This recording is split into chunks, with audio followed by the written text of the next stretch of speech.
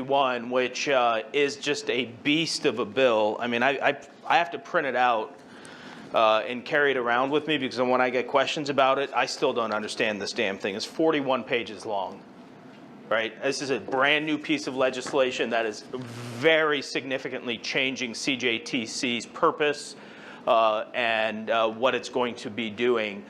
Instead of being a training organization with a secondary certification obligation, it is now a certifying agency first and foremost, where I think improperly training is taking a back seat to it.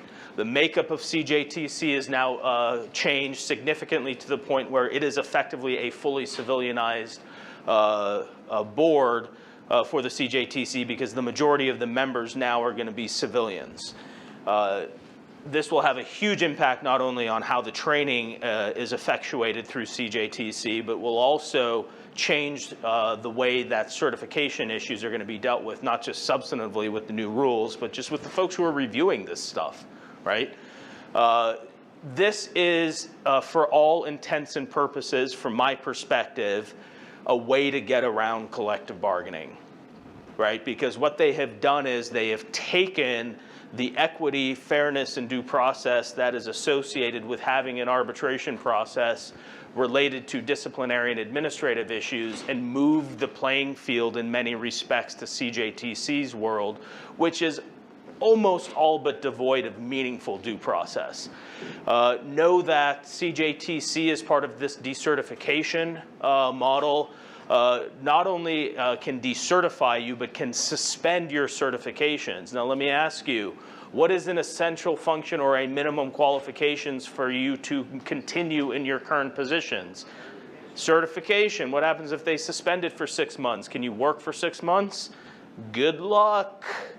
All right? Guilds and associations better be ready to deal with one of these fact patterns because it's going to happen soon. I've dealt with it in another state, and it is prickly, right? Because somehow if the agency has suspended your certification for a period of time, you got to convince your chief or sheriff to keep you in a sworn position or commissioned position, pay you that salary and not do commissioned work as some sort of accommodation for you for 6 months while your certification is suspended, right? So just there's a lot of downstream, I don't know, shoulder shrug type lawyer responses to this stuff because this is brand new. Right? CJTC went to a model. The legislature turned CJTC into a whole new beast. It's a whole new model of certification. If it's any solace to you, California just did the same thing with something called Senate Bill 2. It's a little bit more limited in scope. They're really focused on high-level serious misconduct cases. This bill scares me. I'll be blunt about it. And it scares me because of the breadth of anointed power CJTC could have. Because CJTC, we'll talk about this, their world of decertifying events are really broken down into two categories: mandatory revocation events and discretionary revocation events. And those are very broad-based. There are laundry lists in there of what you could be decertified about. In addition to that, CJTC can conduct its own investigations.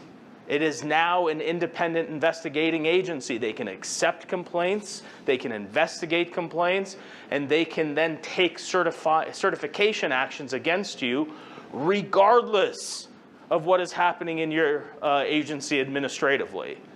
I know during session, one of the sort of policy advocacy points that WACOPS was pushing was turning to the chiefs and sheriffs and just said, dude, they just neutered you. You're no longer the chief of your department.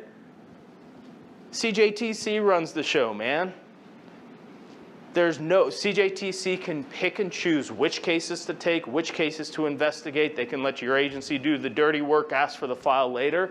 This thing is so broadly written that only time will tell whether there's sufficient funding for CJTC to do what the statute gives them the right to do. All your contract rights, your Bill of Rights, your due process rights in your contract and your collective bargaining agreements, who's on the face of that collective bargaining agreement? You guys ever read the cover of your collective bargaining agreement? Who's the contract between? Guild in the city, guild in the county, guild in the state. Is that contract between your guild and CJTC? No, none of those rights apply. All these due process rights, Weingarten, Loudermill, Garrity, do you know who those apply to? Employers. Is CJTC your employer? No. Tell why it scares me, man. I only got limited vocabulary that I can use to sound super smart, and I can't use it in CJTC conversations now because the rights don't exist. Okay, what are these decertification offenses?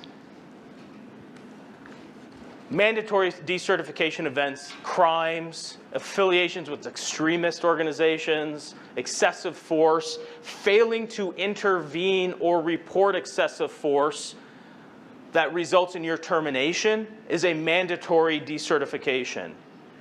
Failing to intervene or report is also a discretionary revocation event. They hit you on both sides, man. It's crazy. Patterns of acts showing disregard for the rights of others. What happens if you police in an area that is demographically more concentrated with a certain racial subgroup, a Hispanic population, and your bias-based policing policy gets triggered because the argument is that you conduct more traffic stops on Hispanic individuals than non-Hispanic individuals? Is that a pattern of disregard? Possibly.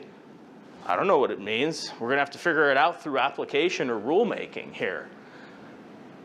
Any conduct that fails to meet the ethical or professional standards required of a police officer. Do you know how broad-based that is?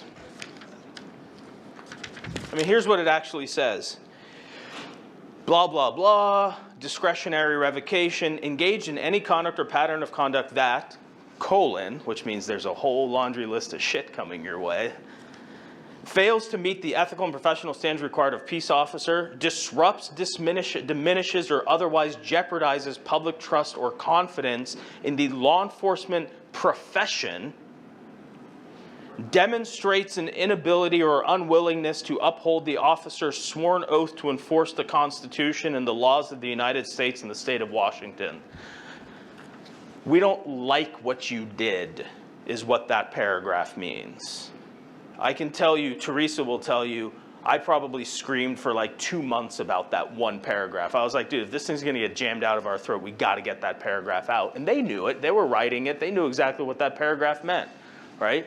The lawful or awful use of excessive force, or use of, not excessive, use of force, right? How many times have you heard lawyers talk about lawful but awful, right? It looks bad, we don't like it. I mean, it's all within policy, it's all within constitutional bounds, it's all within statutory grounds, we just don't like it. That's where they're shoehorning stuff in. So it's sort of a crazy standard. There are also other triggering events related to suspensions or discharges or retirements or resigned in lieu of termination type cases. You can now file complaints directly with CJTC. Now, understand that this is weaponization, right? There's a lot of triggering events in this statute. I'm still getting my head wrapped around a lot of them. There's rules about within 15 days, if there's any termination or separation of employment, within 15 days of disciplinary actions, right? Even if the disciplinary action has not fully gone through an arbitration process or fully gone through a civil service process, CJTC gets notified by statute. Your agency has to notify them. Think about that. Doesn't that sound sort of crazy, Train?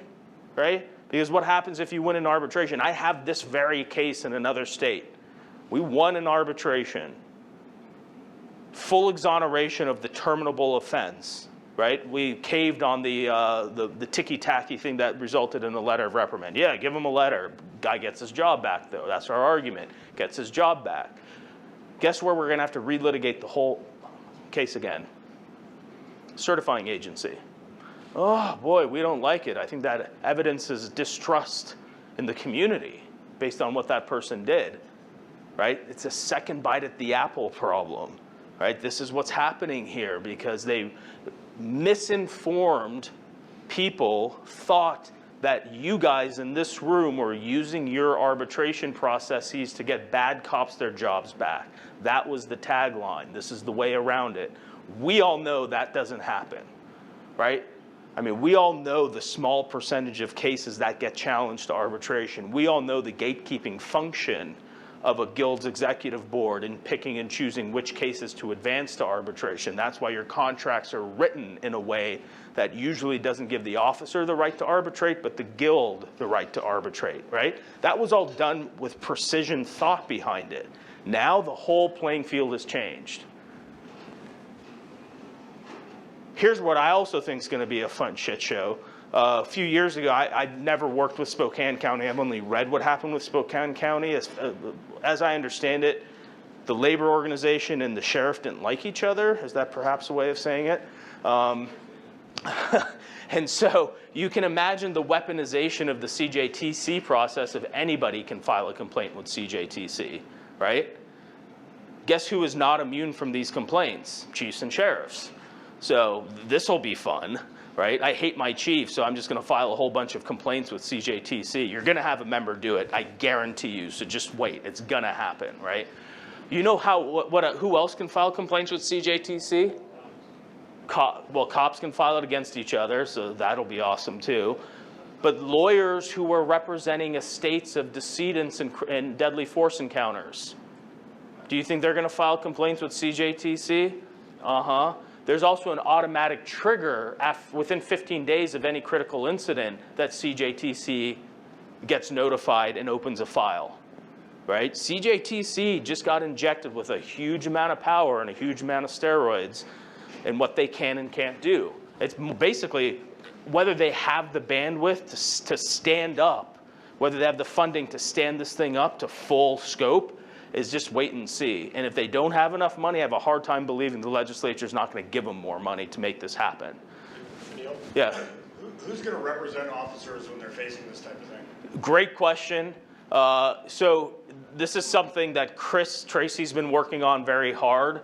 So your legal defense plans, all of you guys have civil and criminal coverage. You know, those of you who have PORAC, I'm very familiar with PORAC, although they don't pay me anything. That's like the group that I recommend. I think they're very good at what they do as a legal defense fund. Most people on PORAC have type 2 coverage, right? It's civil and criminal. There's another type of coverage called administrative coverage, which is type 1, which costs more. What Chris is talking to the PORAC Legal Defense Fund about is either standing up a separate plan for Washington to cover these CJTC events, or bootstrapping it into the existing type 1 administrative coverage. So I think what's going to happen here is, so first of all of your guilds and associations should be talking about this just from a management of what you guys do as part of your duty of fair representation. I know the groups that I'm talking to, I'm saying get ready to expand the scope of your duty of fair representation to certification cases, because worst case scenario, we're not fighting labor arbitrations over administrative disciplinary matters, we're fighting CJTC cases left, right, and center. And the way to fight that is, and the mechanism to use, is get the legal defense funds there with panels of lawyers who can take on these cases. And you can point your members to, just like if you're in a critical incident, here are our preferred criminal lawyers for call-outs. Here are our preferred lawyers to handle CJTC cases, and will be an aspect of the legal defense fund coverage, because these things will bankrupt a guild like that. You got an 8-member guild, one of these cases, you guys don't have enough money for that. The legal defense fund is going to have to step up and provide lawyers for these things. I've litigated these sorts of certification cases. They suck, man. Right, because it's sort of a kangaroo court in many ways. You're in front of, in this one, a panel of 5 folks, which is primarily civilianized, with an administrative law judge writing an opinion that reflects the will of this 5-member panel. So, and the 5-member panel is weighted heavily against the rank and file person who's going to be up in front of them. It's heavy management, heavy civilians, lawyers who have civilian oversight experience. Those are the makeups of the panels, right? And so the answer to your question is, get ready to bring to your membership a vote on adding a legal defense plan rider of sorts to add the coverage that you'll need to cover these cases. Get ready to have a dues increase to cover the LDF costs associated with that. because that administrative coverage is a moving target. It's a fixed rate for the civil criminal stuff. It's like $5 or $6 a month per person. These can escalate the whole package to $17, and I think their PORAC told me that they cap out at $64 per member per month. So that could change your due structure significantly, and that varies based on utilization. So if you're using that administrative coverage to cover your members in CJTC cases, that could end up being more costly. So you guys are going to have to sort of plan this out in terms of dues increases. You're going to have dues increases because you're going to have to pay for this stuff because your members deserve it and the playing field has changed, right? Because you're going to be fighting a termination case with your agency and also a decertification case at probably the exact same time, and you're going to have to get those things aligned to represent your members' employment interests. So that was my question. So there's CJTC and there's a decert board, correct? That right. Changed with this? Yeah, so there's CJTC proper, which is the actual full commission board. And then there's these panels that will hear these cases, these 5-member panels. And it is basically what will happen is you'll get the officer will get a notice from CJTC. It's a notice of hearing. It's a shortened time frame. I don't know how lawyers with busy dockets are going to handle these things because these things happen pretty quick. It's like within 60 days type thing. And I spent 2 years prepping an excessive force termination case once because I had to get experts and everything, right? And so getting this done in 60 days is going to be a push. The makeup of the panel, it's on here in the slides, I think is only 1 member of sort of peer level rank and file. The rest are going to be management type levels and civilians of some sort. And so, you can imagine how those panels are going to hear the cases.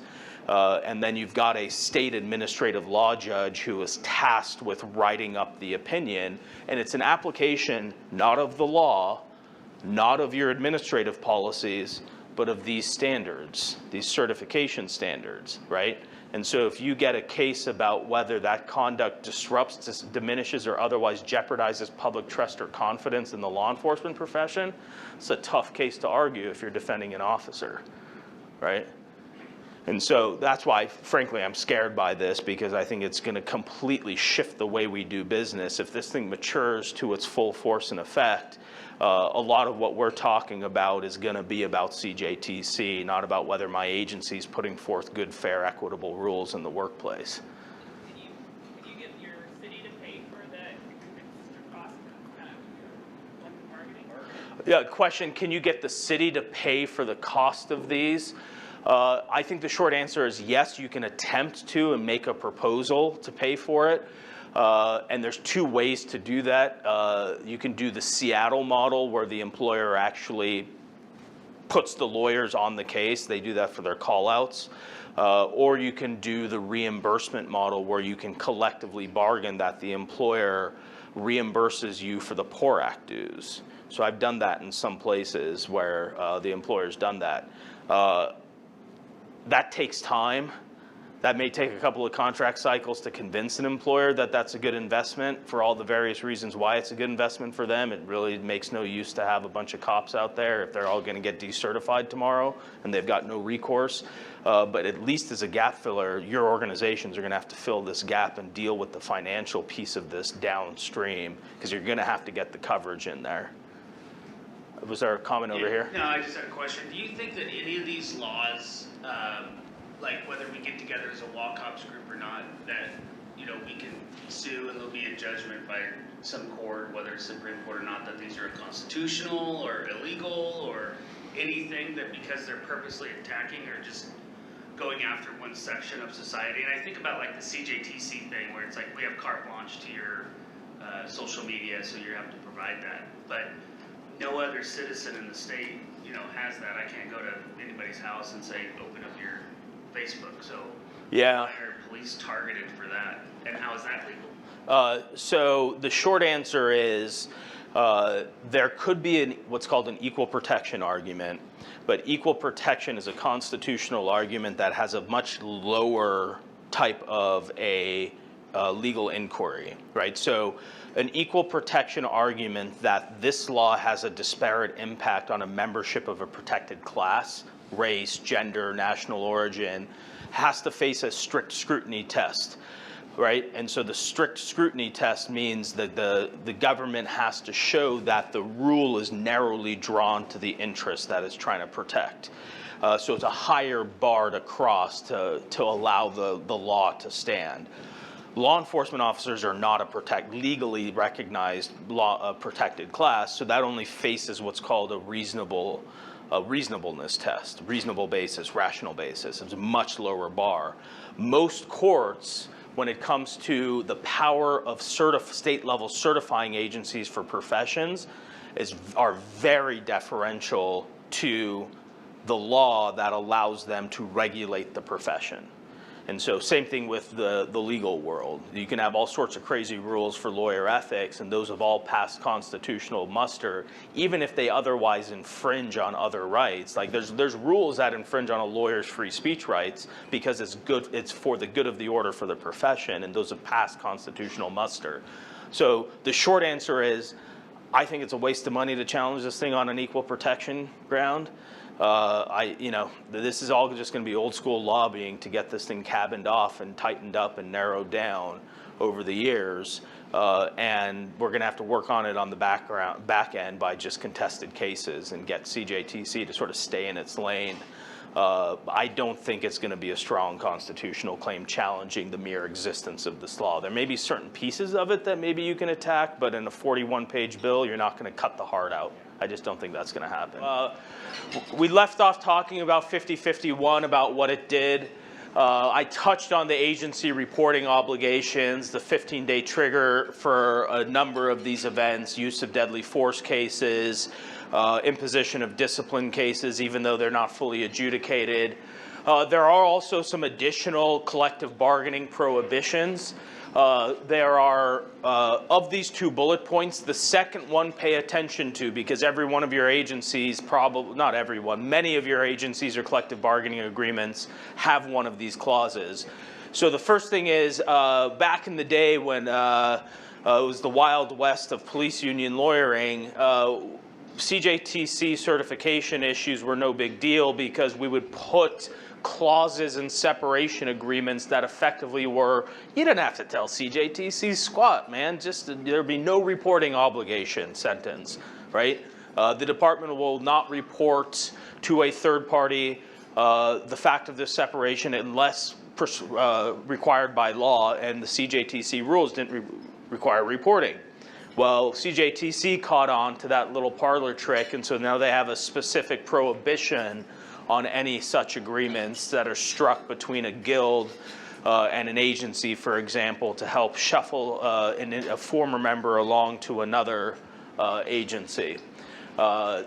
This is the one that's going to impact a lot of places. A lot of places have what are called purging clauses in their contracts, right? After a certain period of time, after a year, if you don't have a repeat offense, that letter of reprimand will be purged from your personnel file, right? Back in the day when you had actual paper personnel files for most agencies, you would literally be handed the piece of paper, and I heard many an anecdotal story, which means once you hit that many, it actually happens, is that people would go out to the parking lot and burn their letter of reprimand, and it no longer existed, right? Now, when you move to electronic personnel files, that could have meant usually two different things. It would go into an archiving file for public records purposes, but not relied upon for future disciplinary purposes, or it would just be removed from the electronic system. The PDF would disappear. That is no longer allowed under 5051. You cannot have those clauses. So if you have those clauses in your contract, there's two ways to deal with it. Go to the agency and say, hey, we need to negotiate an MOU, a memorandum of understanding or agreement to modify our contract language to preserve what's called a staleness issue, right? If you think about it, the purging issue is really, thou shalt not rely on what is now a stale prior piece of discipline for future progressive discipline. That's the twist here from a bargaining standpoint that you can try to effectuate. So you can keep these rules. They get to keep the paper. You just now have a contract clause that prohibits the agency in a future discipline case from relying on the old piece of paper. And then you just got to police it, right? And then you got to be able to just convince your manager, please don't make me put you on the stand and ask you under oath whether you actually looked at the blue team file that you weren't supposed to look at anymore. So that is an actual direct bargaining issue you should be paying attention to. The other way to do it is some agencies are just saying we're going to have to update our policies. Not all of these actually exist as collective bargaining agreement provisions. A lot of places will just have a personnel records policy and it's built into the policy, and the agency is going to change the policy. Tell them stop. You're not going to delete the language. We're going to change words, change the word purge to a staleness concept. It's pretty straightforward to do from a drafting standpoint, but you got to catch them before they go ahead and tear that piece of the policy apart. 5051 also creates a publicly searchable database for all the CJTC cases, and it's searchable by name. And so this is going to suck. Right? I mean, these. What I don't quite understand is certainly it's going to be a public record. CJTC's investigation files, if they're closed, I think it's an open question. If it's an active investigation, whether it's going to be subject to a public records disclosure. Do you know what this is going to be for lawyers, for plaintiffs' lawyers who sue law enforcement officers and agencies? Discovery. It's a discovery bank. You know what defense lawyers are going to be looking at for impeachment evidence in criminal trials? This website. It sucks, but they did it. So there it is. We touched on the decertification process and how these contested cases will work. I'll just sort of fine-tune it a little bit here. A notice gets sent, 60 days to request a hearing. Here's the hearing board makeup. A law enforcement executive, a chief or sheriff, one rank and file officer with at least 10 years of experience, community member, a member of the public who's not a prosecutor, defense attorney, judge, or law enforcement officer, and a member of the public with expertise in law enforcement accountability, but not a law enforcement officer. So it's a 20% level of representation on this board, and I will tell you, peers are oftentimes the hardest critics of fellow peers when it comes to law enforcement issues, right? And so that is not a balanced board in terms of interest to the degree I care about rank and file law enforcement officers. These hearings are going to be open to the public. The findings go in the public database. I actually think the entire investigation file will ultimately end up in the public database. You do have appeal rights. As best as I can tell, the appeal rights would be to a superior court and then the appellate courts thereafter. I may be wrong there. It may go directly to an appellate court. I will tell you the standard of review of a superior or appellate courts from an agency decision is wildly deferential to the agency. There only has to be substantial evidence on the record to support the agency's finding. That's it. Otherwise, and this is long-standing U.S. Supreme Court case law that established deference to these sorts of administrative bodies, courts don't second-guess administrative agencies unless there's plain error. Okay? So just the appeal rights as a practical issue are non-existent in my world. I mean, we have a certifying case in the office that I have no doubts in this state what happens is that the hearings officer's opinion goes back to their version of CJTC for a final decision. And I'm like, so you're sending it back to the person who just decided to decertify this officer. That's fair, right? And be like, oh, well, you can appeal it to the Court of Appeals. Well, the Court of Appeals is just going to defer to the agency because there's substantial evidence on the record. In other words, it's not a right-wrong analysis. It's not a preponderance. It's not a clear and convincing. It's not an arbitrary and capricious. It's just substantial evidence. Can you point me to something that supports your decision, whether I agree with it or not? That's it. So it's very deferential. Question? CJTC is the administrative agency, is that what you're? Yes, CJTC is the question is, and CJTC is the administrative agency? The answer is yes. Okay, so that question, sir. Being that CJTC is out of Seattle, are the people that they're going to grab all from Seattle, citizens and that type of thing? Unless you can fly somebody from Spokane over there, from unincorporated Spokane County. In other words, Well, I mean, community member, you would argue that it's from the community from whence the officer is from. Let me give you, yeah, so the point was, you would argue that the community member is from the community where the officer who's the subject of this certification process is from. You would think so, but I don't know how they're going to, I don't think the statute gets deep enough into the assignment of that. You know, in other words, it's just a random pool. They're going to have 100 people on this list and they're going to randomly assign it, or are they going to take community members? You know, I certainly would not want, if it's a county case, I would certainly not want a chief from any city police department that's within that county, because guess who all has coffee together like once a week, right? Like that to me would be unfair, but then, so I don't really know. I also can tell you what I think their intent was here with the community members, which are not the pro-police community members, and I know that because of looking at critiques for various regional IIT teams, and the critiques that folks are making of the civilian community members on those teams, because they have a track record of supporting the police, or at least being objectively neutral to police, and that those IIT teams are receiving blowback from certain segments of community organizations saying, well, that's just because you had a bunch of pro-police community members on those IIT teams, right? And then to the credit of a lot of chiefs and sheriffs, they're like, give me a break. You guys didn't sign up for it, right? We picked community members who showed an interest and can actually pass like the tiny little background check that we needed. And that's who we got. And so it's presented as this is sort of a stacked court against the officer, because that's how it's written. And that's why I think many of your organizations in this room are very due process driven organizations. And that's why I keep coming back to, you're going to have to look to legal defense funds to get lawyers for these officers going through this. Chris Tracy and I have talked about it. I'd like to think that we're both wrong, that this could be a floodgate situation, but it feels like a floodgate situation. And so let's get ahead of the issue by at least putting a backstop into organization structures with panel attorneys that are available to shepherd officers and deputies through this. It's a mire. It sucks. Anil, Yeah.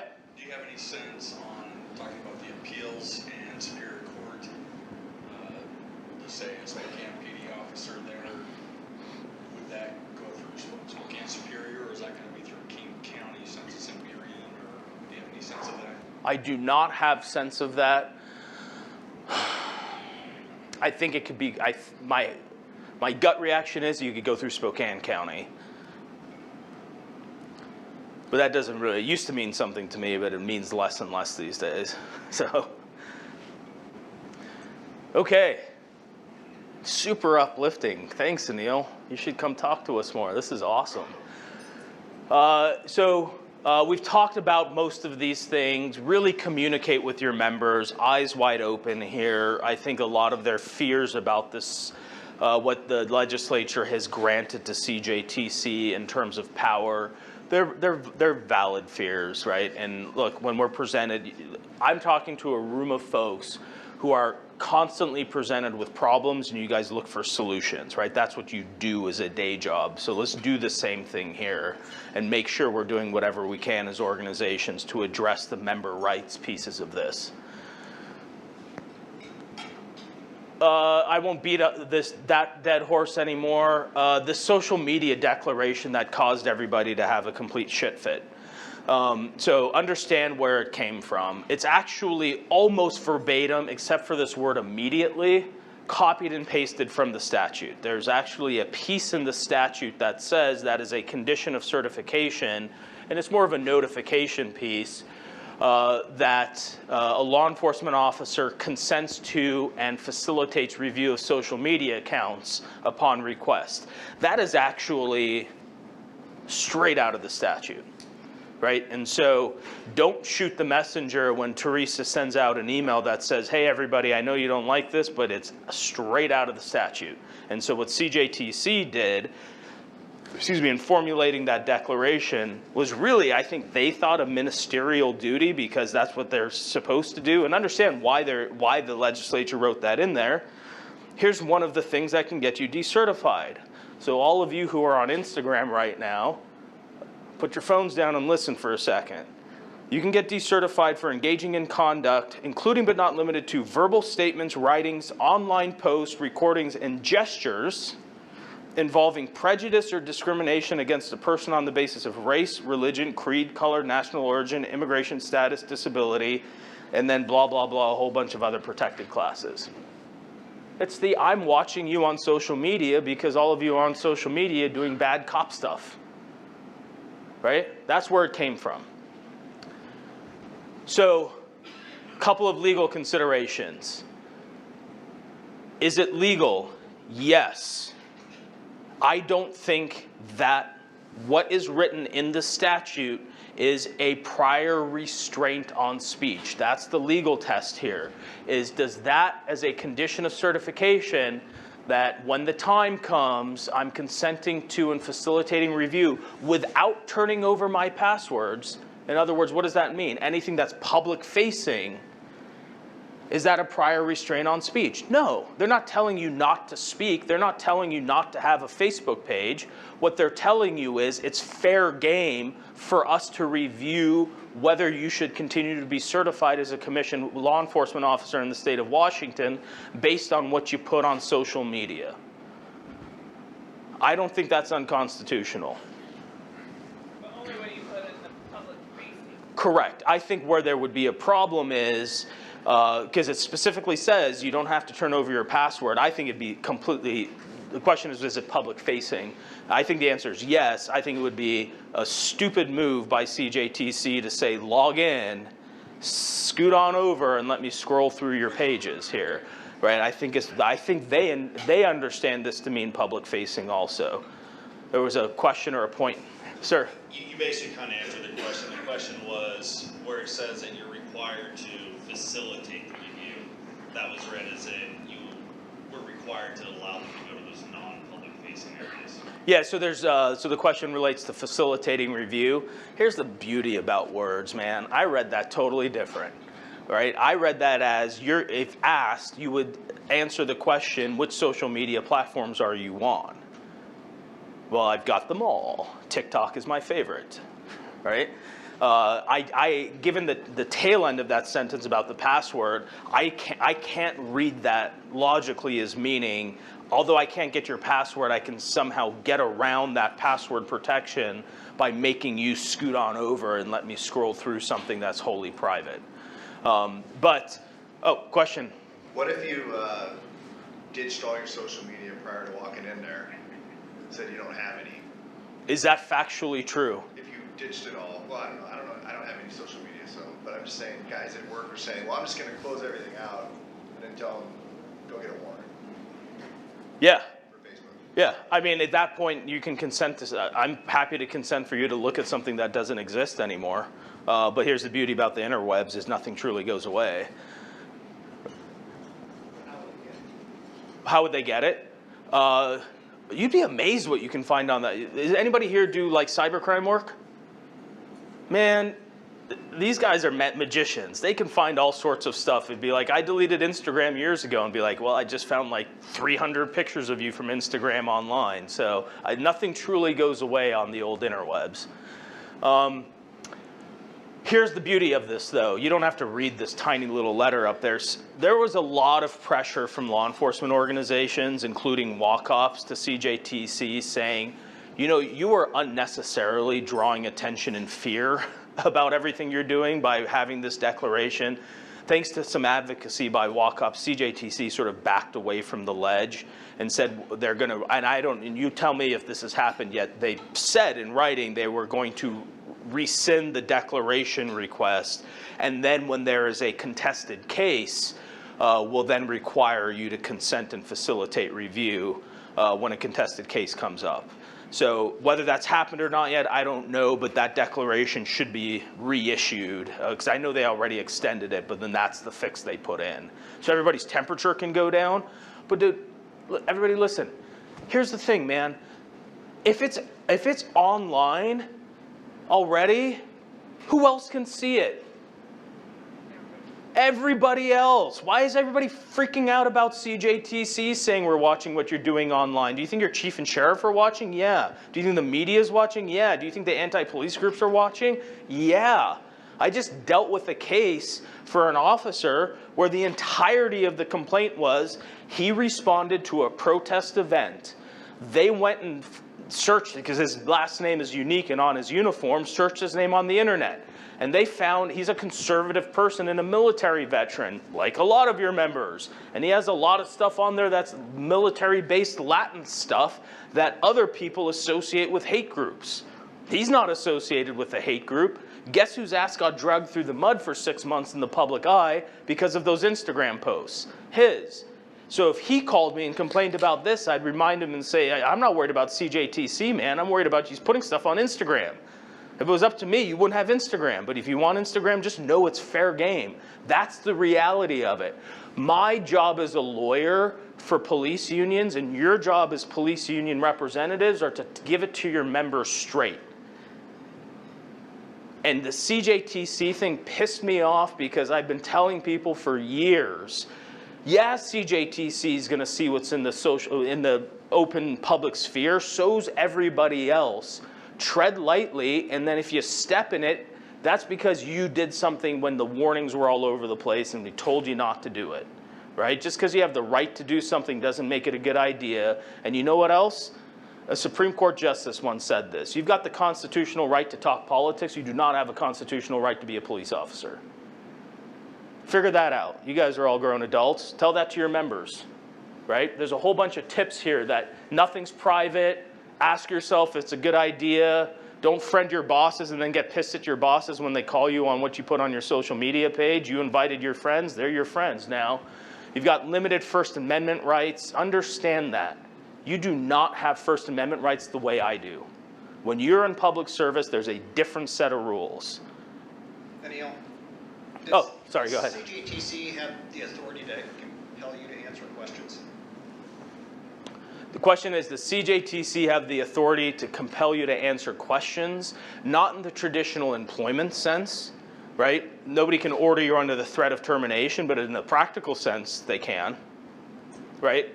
I mean, if they do an investigation independently and you don't want to answer their questions, how do you think that's going to turn out in terms of a notice of revocation? And then are you going to show up and defend yourself at a hearing? So I think as a practical matter, they can. In the traditional Garrity sense of it, no. They're not the employer. Question? What are you thinking about the timeline for this? Because I think the CJTC is completely dysfunctional and disorganized. It's going to take them a long time to do this. So the question is, what's the timeline? How long do I think it's going to take for this thing to get stood up and for CJTC to do its work in this regard? Teresa, do you have any idea? I have no idea. Oh, yeah. They'll get this right. They'll get it quick. Well, so they're funded. I don't know how much funding they have. Here's my hunch. My hunch is they're going to start creating a database based on the notifications per the statute. And they're going to start tracking cases. And if I'm running CJTC and I have this grant of authority, here's how I would be doing it. I also know that law enforcement agencies, in many respects, are afraid of their own shadows when they do these investigations, so they'll investigate a ham sandwich, right? Guess what law enforcement agencies have? Trained investigators. Why not just make them do it, and I can, under this statute, get their entire investigation file? Why would I spend my limited budget standing up a group of investigators when I can just rely on all of their investigatory bodies and then get the file, and then I can review it for a certification review? My hunch is, that's what other states do. My hunch is that's what's going to happen here, and that you're not going to necessarily see independent CJTC investigations, perhaps except for those very high-profile ones, just so they can say they're conducting an independent investigation. Hey Neil, we had Monica Alexander over here last week or the week before for a question and answer type thing, and that's exactly what she told us she was going to do. Rely on the agency's investigation. Yes, whether that's actually what happens or not, anybody's guess. But she said, at least as of this point, they don't have the resources to deal with it. So unless it's one of those political hot potatoes that they want to take somebody down for the cause, it's going to be left up to the agency. Yeah, I mean, and that's probably true. Like, look at it from this standpoint. If you look at your other types of agencies that have investigators, L&I, Employment Security Department type folks, how many of those investigators actually are good and stick around? Very few, right? In other words, there's not a pool of people who are trained investigators, even fully civilian investigators, who would be able to take it. I mean, how many law enforcement agencies are there in the state of Washington? Times at least one person who's tasked with IA investigations. They're not getting that many investigators, right? Economies of scale dictate that why not just let them do the investigation and request the file. So going back to that, Supreme Court holds up the admin, substantial, blah, blah, blah. So if my department has declared that I didn't violate policy or whatever, and I get a day off or whatever, and then they're taking away my certification, in essence taking away my job, it's two different, both administrations are seeing the same incident in two totally different manners. So how's that going to be reconciled? Great question. You've got your employer looking at the same conduct, right? We'll assume, because it's always going to be this case, that there's a policy administratively for your agency, and then there's the CJTC rules for certification. Same conduct, two different outcomes. The answer is CJTC is not required to defer in any way, shape, or form to the law enforcement agency's finding. So there will be cases where the law enforcement agency says, we're not terminating, and CJTC is going to say, well, we're decertifying. So figure out what that means for that employee. Because I've seen it in other states. Now, what we were fighting for example, during the legislative process was a deferral standard. And so there are other state certifying agencies where if there's a civil service or an arbitration, the certifying agency will put a pause on their process, wait for that arbitration or civil service commission decision, and then there's a level of deference to that arbitrator or civil service commission's decision, because the thought process is, well, they heard the full body of evidence, and so unless some triggering events happen, whatever happened in the employment setting is good enough for us on the certification setting. This specifically in the statute says the opposite, that CJTC is not required to defer to or hold itself to an arbitration award or the law enforcement agency's findings. So what about, like, for cities, since all of us are going through it, that we do not have enough employees, like, there's not people lining up to be caught. It's creating a safety hazard for cities, counties, et cetera, that they don't have enough employees, and they're not taking that into consideration. Is there like the things that cities can do against CJTC? I know individually we don't really have a whole lot of power, but if cities are coming after CJTC for, you have now made our city significantly less safe because of... Yeah, I think that assumes that there will be a run on the industry by CJTC, right? I mean, I could just be completely wrong here in my fear-based reading of this statute that CJTC is just going to go, boom, decertified, boom, social media dude, boom, out of here, right? That may not be the case. So the short answer is I think time will tell. I don't think there's an easy answer to that. Right? There are other states that have not necessarily as robust as CJTC, but have pretty robust certifying agencies where there's not been that problem.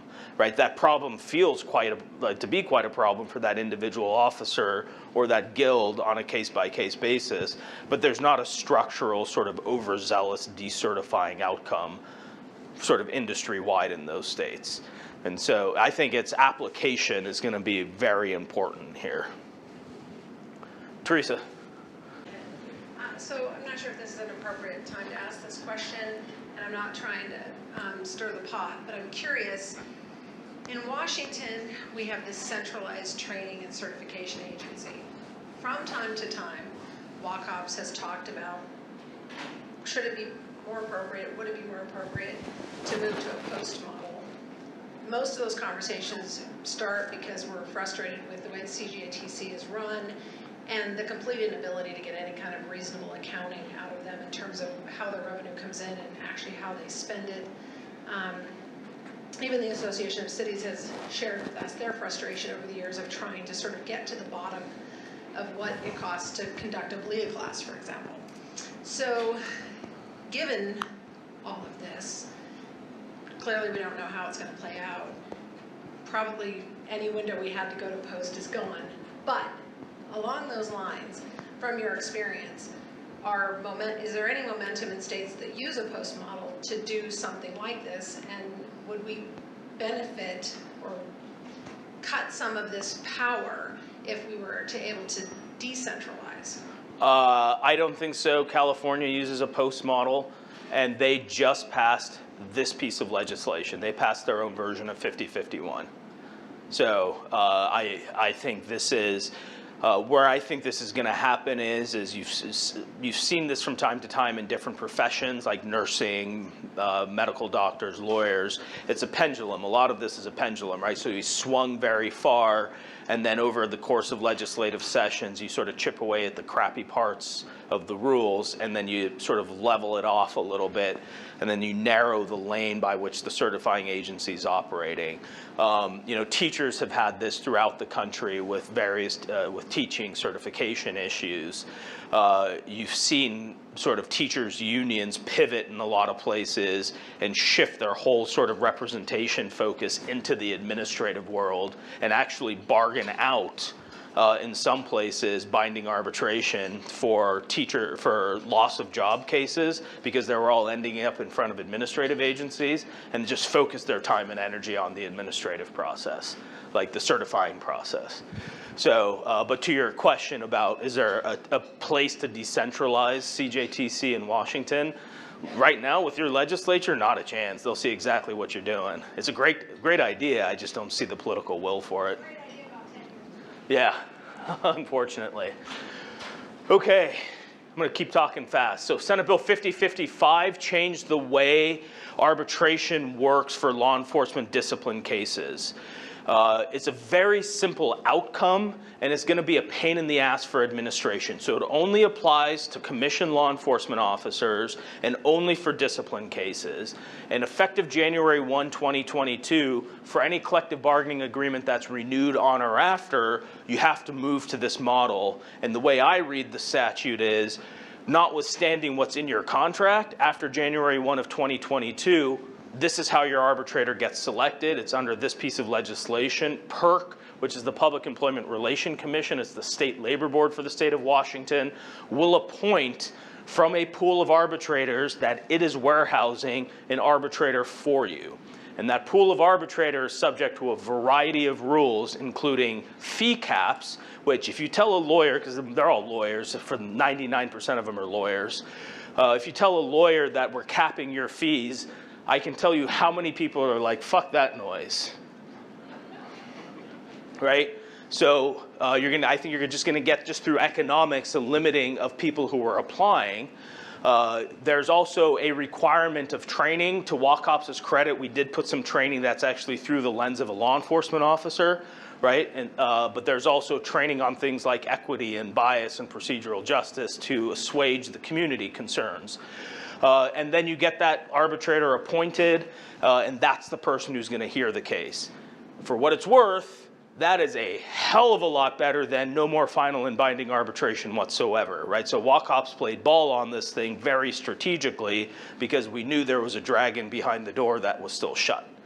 And so just know from an actual application to your processes with your contracts, there's a very easy way to negotiate that sentence into the contract. Just know there's just going to be some administration for you guys with your legal counsels, because if you have, for example, a mixed unit, if you have units that have non-law commissioned in the same unit, or if it's not a discipline case, you're going to have different rules about what the arbitrators can and can't do. One area where I think it will be interesting from a litigation standpoint, interesting in the sense that us lawyers can sit around over cocktails and be like, well, this is what I think, and pontificate. It's going to suck for the officer. Is there's a different standard for vacating a binding arbitration award under this statute. It refers back to an existing Administrative Procedures Act, which is slightly different than the Kitsap County standard, which if any of you know about binding arbitration, under this piece of legislation, a disciplinary arbitration was binding as long as the arbitrator's decision, not the misconduct, the arbitrator's decision did not violate a dominant, well-established, and explicit public policy.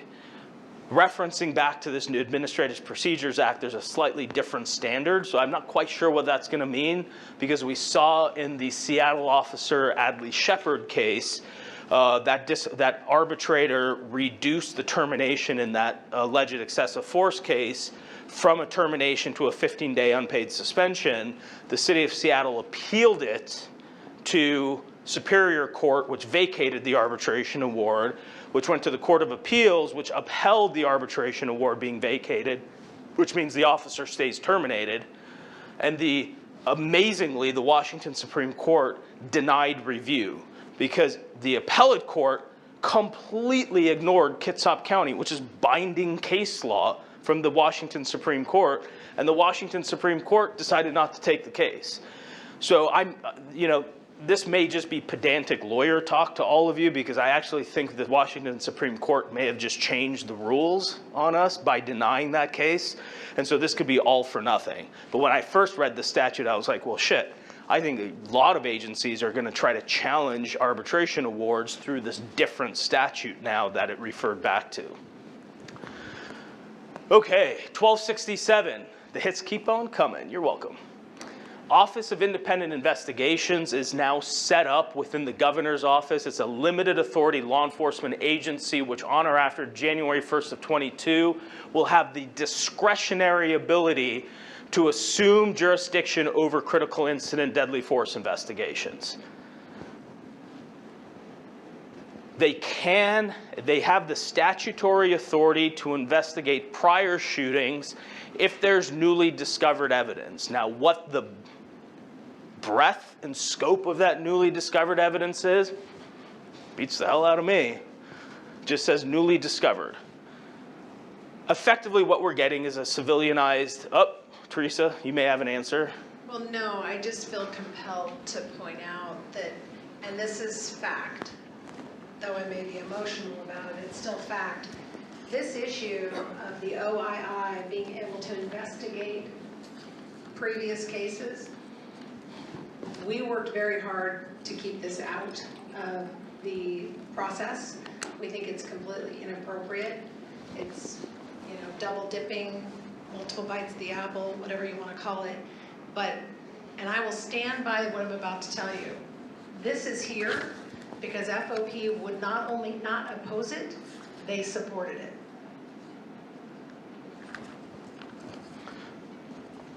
Well, I'll throw them under the bus. The Washington State FOP did not help anybody in this room. It's as simple as that. I'll tell you this stuff. Do you know how that got spun? Well, we conferred with law enforcement labor, and they support this piece of legislation. They want the Office of Independent Investigations. Like hell, WACOPS was dead set against this thing. You just said we just fought for years over these IIT teams and 940 and all of that morass of a mess, and then you put this thing in place. What the hell are you doing? You didn't even let the ink dry on 1604, right? So look, the reality is, from my standpoint, I got no particular dog in this fight except I represent you guys. So I have a huge dog in this fight. I think the Washington State FOP, for whatever reason, did what they did, and it screwed up the political dynamic of what Teresa and Jeff and WACOPS were working on in Olympia, and that got purposefully spun against you guys by slight tweaks of statements, right? It wasn't one of 4 or 5 labor representatives of police officers supports this. It was police labor is on board. That's how it got spun politically. I think what this means is because it's a discretionary body, all your existing independent investigation teams will remain intact. OII can step in and assume jurisdiction.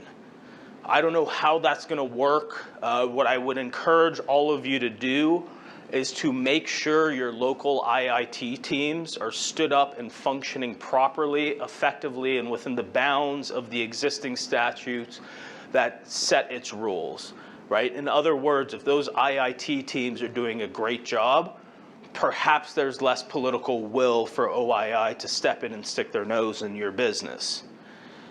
That's, I think, an approach. The other piece is, look, this goes back to my prior comments about the need for your guilds and associations to ensure that you have good call-out responses and you're comfortable with the method and means of these call-out responses. Because do you think there's any politics that gets injected into a particular investigation if out of left field OII shows up and says, we're assuming jurisdiction of this thing? You betcha it's a politically driven decision because they're watching what's happening and they're saying, that one we're going to take.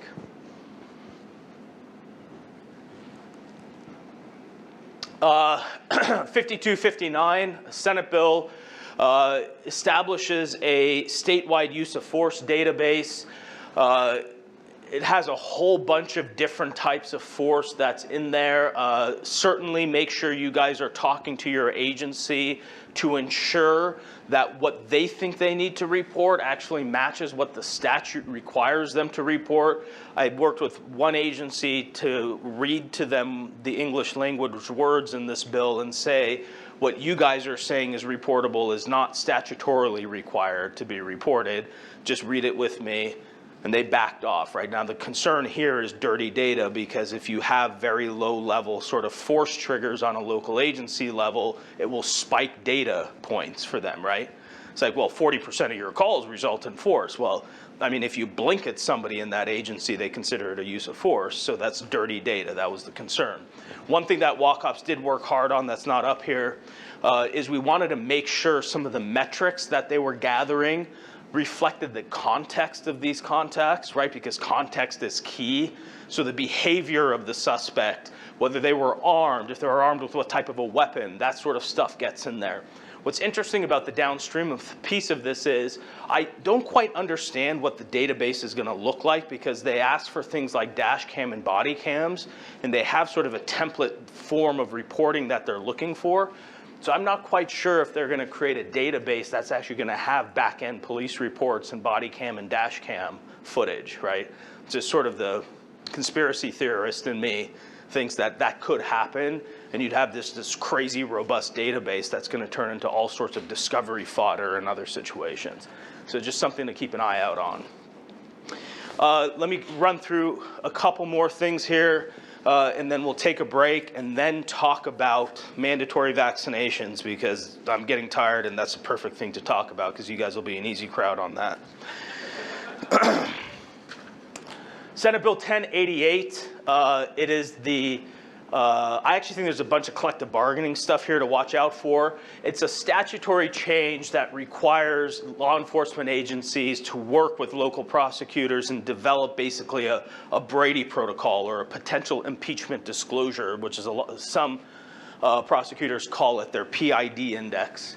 And what you're supposed to develop is what triggers the notification, and then what can get you off the list. Okay, and this is where the collective bargaining piece of it comes into play. Is there's a lot of just sort of murky area of the law about what technically triggers the disclosure, right? Because under the statute, it's a short timeline disclosure of 10 days. And so what you have to be careful, though, is there's some mixed case law out there about whether a mere allegation is sufficient to trigger the disclosure, or whether something more has to happen, like you do like some sort of screening in your agency of complaints, and if there's something that may be actionable, then that would trigger a disclosure. And so there's some other rules here, but I want to give you some of this. Is there are certain policies that I've negotiated with this language in there to try to back off the mere allegation piece for disclosure. I'm not sure if it's now going to fit well. So I have not negotiated this language in response to 1088. It's just in other places that had sort of got ahead of the curve and wanted to set rules about reporting to prosecutors under Brady obligations. And so the idea here is mere allegations that are just completely discreditable or unsubstantiated would not get reported, right? So somebody complains that, well, the cop pulled me over because I'm driving while black. And then you're a supervisor, you review the footage, and you're like, well, no, they pulled you over because you blew 4 stop signs and, didn't use a turn signal. So they're totally unsubstantiated. I'm flushing the complaint. That should not result in a Brady disclosure with language like this. Similarly, just know the case law in the Ninth Circuit. You'll be shocked to hear these words come out of my mouth, that the Ninth Circuit's case law sucks for you guys. There is a case called Olson that's not too old, 2013 case, that indicates that even with a pending investigation, if it's likely to lead to some sort of Brady issue, that has to be disclosed as a matter of constitutional law, right? And so, because what happened in this case is that a material non-law enforcement testifying expert witness who had an active investigation ongoing about his integrity and veracity did not disclose it, ends up getting sustained, court threw out the conviction because of the Brady violation. And what the court, basically the Ninth Circuit said was, look, if you're actively investigating it and you think it's there, there's something there, even if it ultimately is not there, you have to disclose it to the prosecutor. On the back end, this is where I think there's going to be a very interesting and difficult conversation, is how are we going to get prosecutors to get people off the Brady list, right? I can tell you in other places I've had examples where just had this case. An officer was discharged for dishonesty. We went to arbitration. Arbitrator threw out the dishonesty charge, said there was no evidence of dishonesty. Prosecutor is still including that officer on the Brady list. Now the prosecutor is going to call him as a witness and just disclose it. But I said, well, dude, you've looked at this file for like 13 minutes. We had 7 days of arbitration, and you had another lawyer say no dishonesty. Why do you include it? Well, because the chief said he was dishonest. Well, the chief was wrong, an arbitrator, and then that merry-go-round broke my will to live at some point. And so I just was like, well, okay, are you going to call him as a testifying witness? Oh, yeah. I mean, he wasn't dishonest. And I was like, that's it, fuck, I'm out, right? That's my whole point. He wasn't dishonest. What are you disclosing if he wasn't dishonest? And he's like, well, we have a piece of paper that said he was dishonest, right? So prosecutors, understand why prosecutors do this. You get disbarred as a prosecutor if you withhold Brady evidence. And so they're not touching this. It's a constitutional obligation. It's a rule of professional conduct issue. And so this will be a very interesting conversation because these policies not yet developed need to be developed. Because that's a fairness issue from my standpoint. If everybody says that there's... How are we negotiating this stuff? Because I have no agreement with the county prosecutor. I don't negotiate with them. I have a good relationship with our county prosecutor right now. I don't have any way of negotiating with him over whatever. Yeah, so the question is what are you talking about negotiating with a prosecutor? And such thing doesn't exist. Yeah, basically. But they're supposed to, by statutory order, come up with a process by which to have somebody removed. And that may be a very short list. Now, who's all going to be in the room statutorily? It's supposed to be the agencies talking to the prosecutor's office. I encourage all of you to belly up to that table as quickly as you can. But it's not a technical negotiation in the collective bargaining standpoint. It's a political negotiation to try to get them to promulgate a rule that's going to be fair for your members. I can't remember what your next slide is, but I forgot to mention this when I was talking yesterday about everything that's going on in the interim and the different requirements that the legislation has set forth. And there is, as Anil has said, in the statute 1088, local prosecutors are required to work with their local agencies to create a policy and a mechanism by which Brady officers can come off of the Brady list. Anil's example is a great one. We did reach out to the Washington Association of Prosecuting Attorneys. We sent a letter saying we wanted to be a part of the process. I've had a conversation with Russ Brown, who's their executive director. He told me that because of a variety of other things going on, the prosecutors haven't really focused on this yet, but it was his understanding, since the statute allows each county to do this individually, that each county would be working on this individually, which would make it very difficult for us to have a sort of coordinated role in participating in what we think are important key points about this, examples like Anil's and others that need to be considered in their calculus.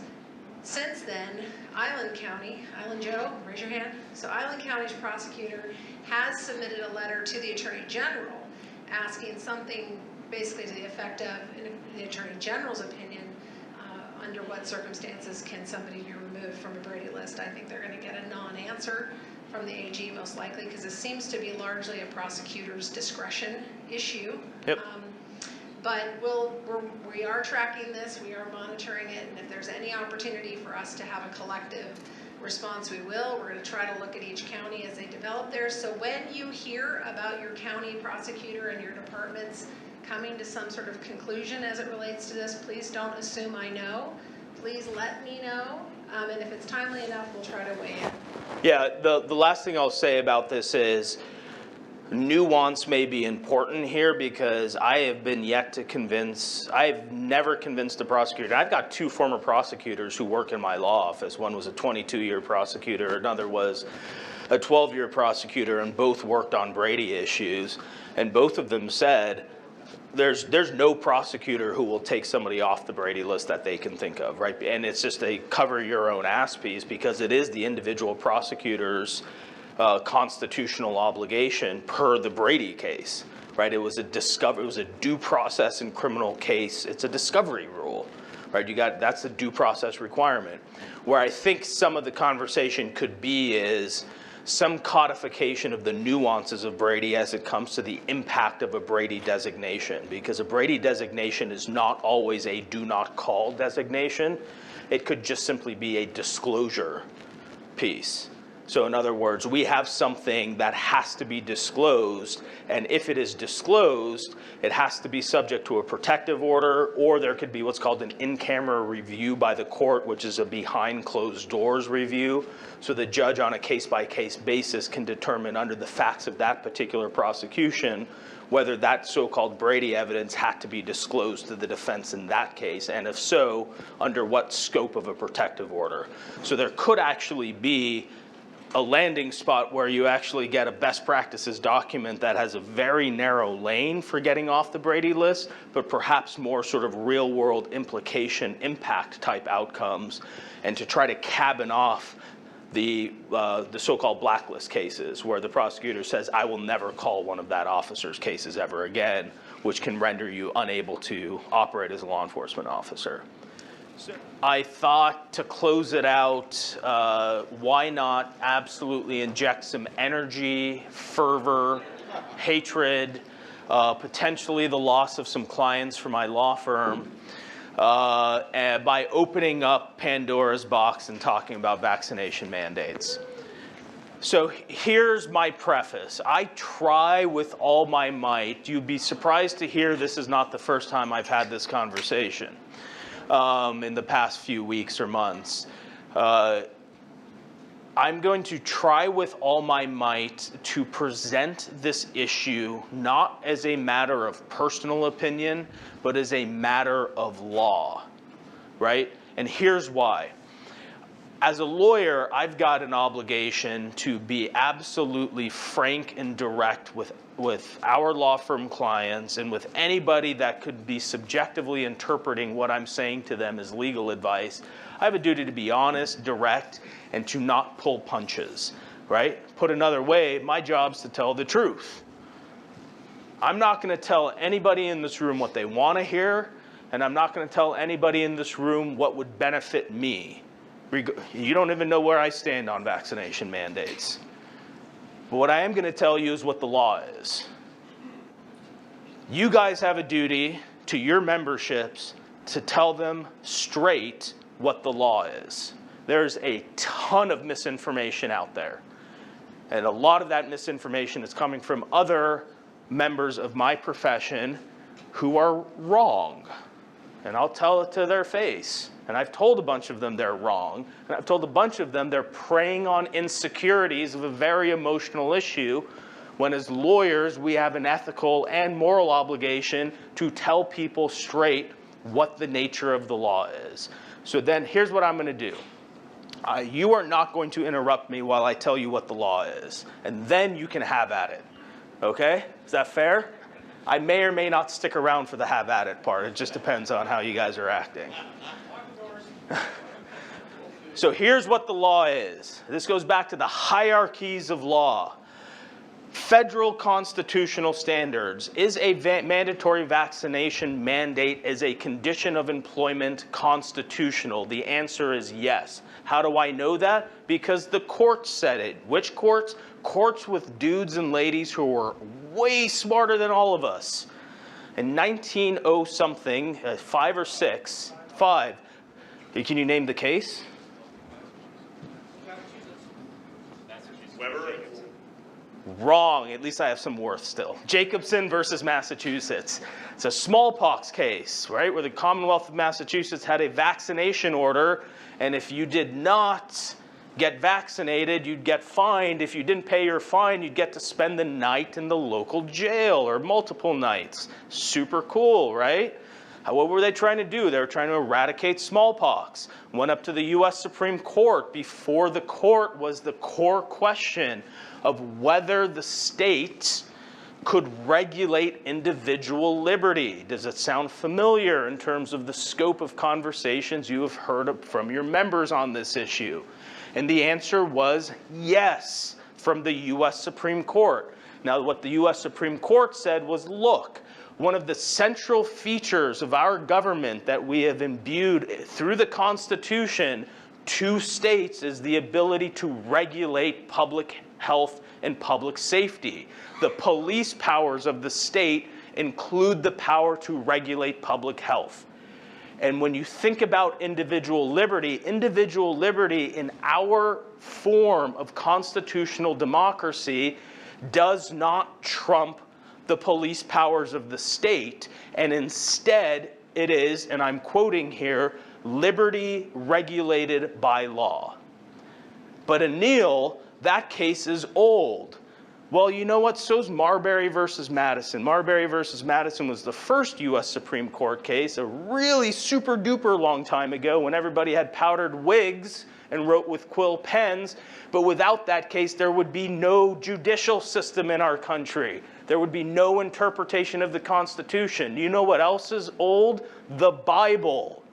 So don't give me it's an old case. It is binding U.S. Supreme Court law. I didn't write it, but I'm bound by it. The next court to take it up in a meaningful context for the purposes of this conversation was the 7th Circuit Court of Appeals just this September, about 6 weeks ago, August 2nd or 3rd, issued an opinion in a case involving Indiana University. Now, what that case was about was they instituted a vaccination mandate to be a student at Indiana University. Putting it slightly differently, it was a vaccination mandate as a condition of school attendance at that university. Does that sound familiar? It's a condition of employment. It's a condition of attending the school. In terms of legal application, same difference.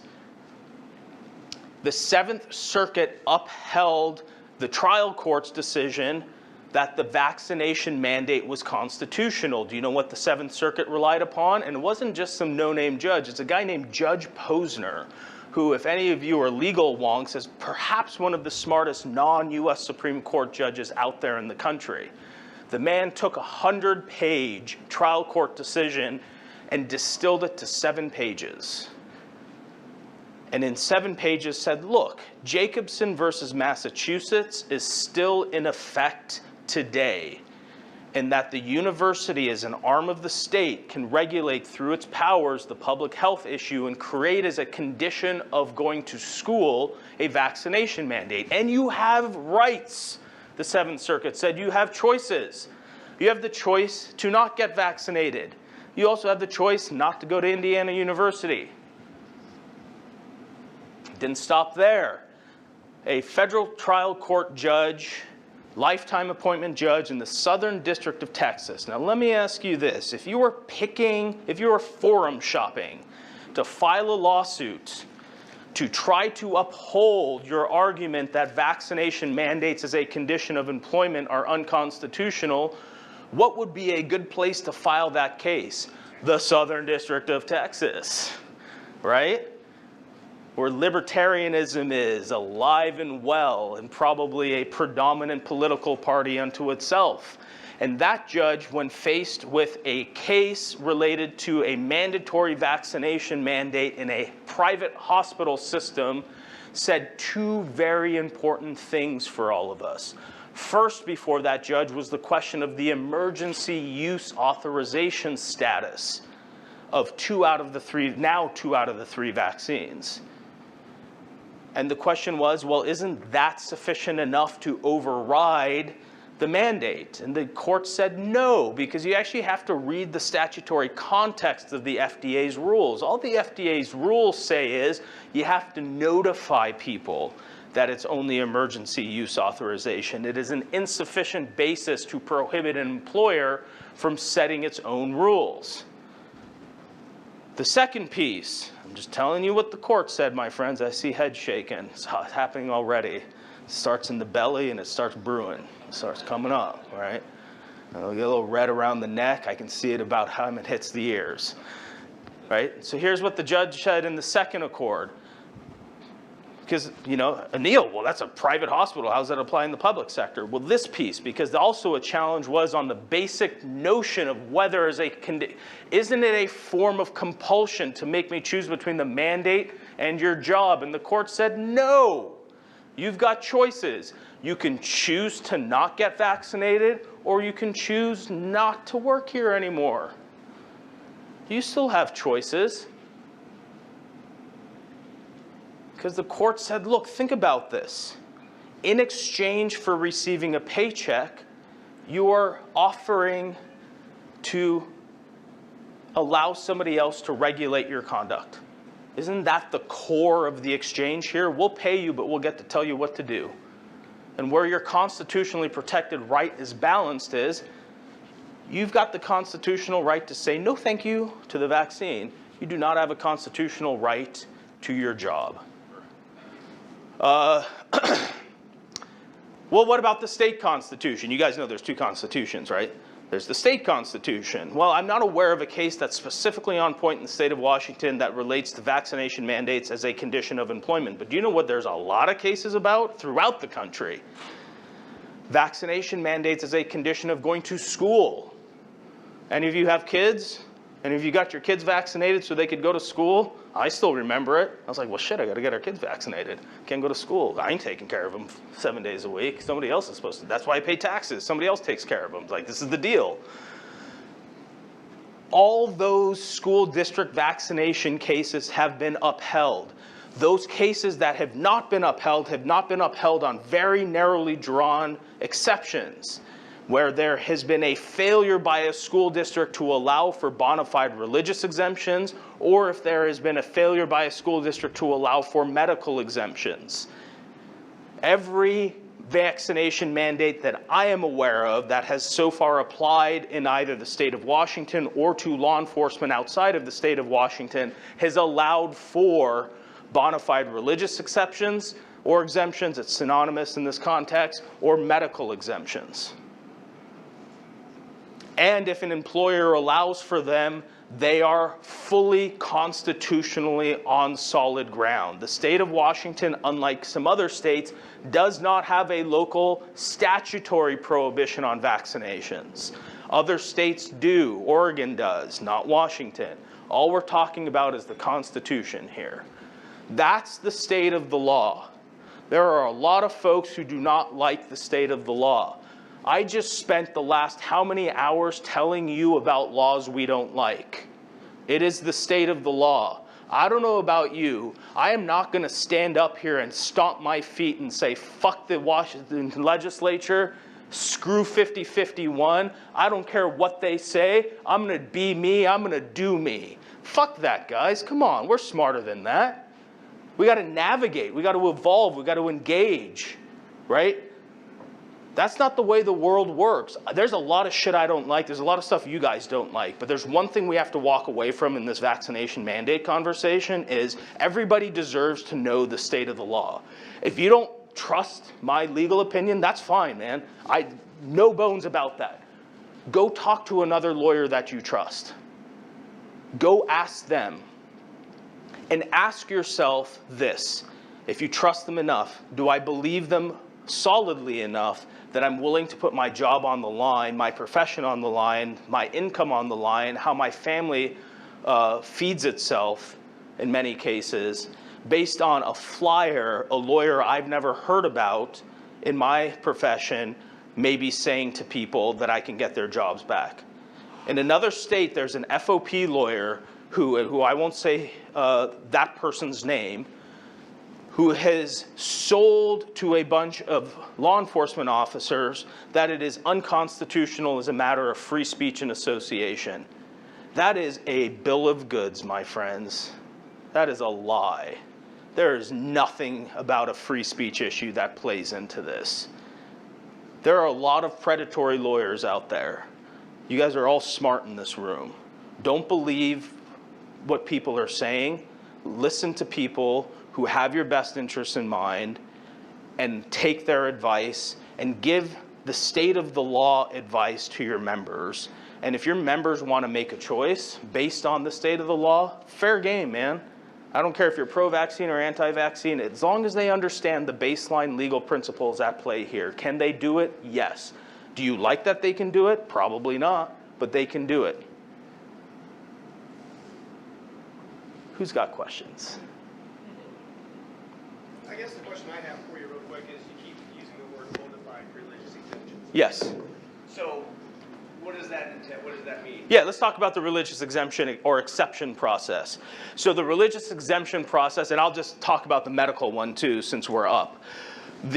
Both flow from Title VII of the Civil Rights Act, okay? And both say, on the medical side, if you've got a medical issue that somehow infringes on your ability to conduct the essential functions of your job, you can put forth that basis in this context saying that the vaccination mandate is incompatible, or me getting the vaccine is incompatible with a medical condition.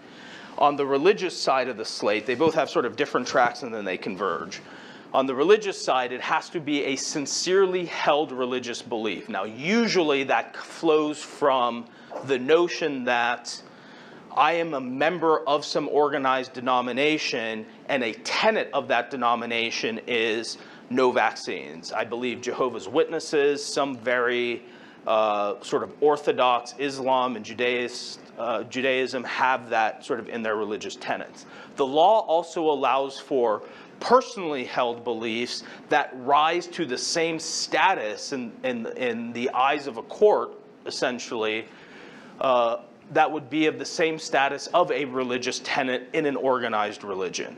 Now, what that means, though, it's a high bar. It's not just my personal belief, but it is in other words, or not, I should say, it's not my personal preference, but a belief that if under oath I would say I would live and die by this creed, okay? Now, let me just flesh this out.